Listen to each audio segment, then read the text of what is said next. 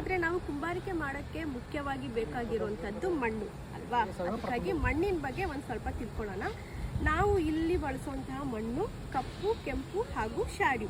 ಇದಕ್ಕೊಂದು ರೇಷಿಯೋ ಇದೆ 40-40-20. ಇದನ್ನು ಮಿಶ್ರಣ ಮಾಡಿದ್ರೇ ನಮಗೆ ಈ ಮಣ್ಣು ಸಿಗೋದು.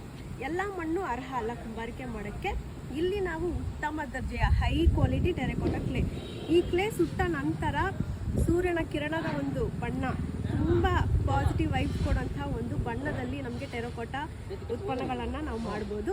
ಹಾಗಾಗಿ ಇದು ಮಣ್ಣು.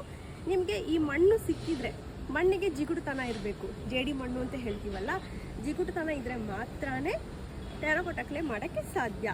ಕಪ್ಪು ಕ್ಲೇಯಲ್ಲಿ ನೀವು ನೋಡ್ಬೋದು ಜಿಗುಟುತನ, ಪ್ಲಾಸ್ಟಿಸಿಟಿ. ಇದಕ್ಕೆ ಪ್ಲಾಸ್ಟಿಸಿಟಿ ಇದೆ, ಇದಕ್ಕೆ ಬಣ್ಣ ಇದೆ. ಹಾಗೆಯೇ ಶಾಡ್ಯೂ ಕ್ಲೇ ಸ್ಟ್ರೆಂತ್ ಕೊಡುತ್ತೆ ಹಾಗೂ ಪಾಟು ಕ್ರ್ಯಾಕ್ ಆಗೋದನ್ನು ತಡಿಸುತ್ತೆ. ಸೊ ಇದು ಮಣ್ಣಿನ ಮಹತ್ವ. ಹಾಗಾಗಿ ಇವತ್ತು ಮಣ್ಣಿನ ಬಗ್ಗೆ ತಿಳ್ಕೊಂಡ್ರಿ.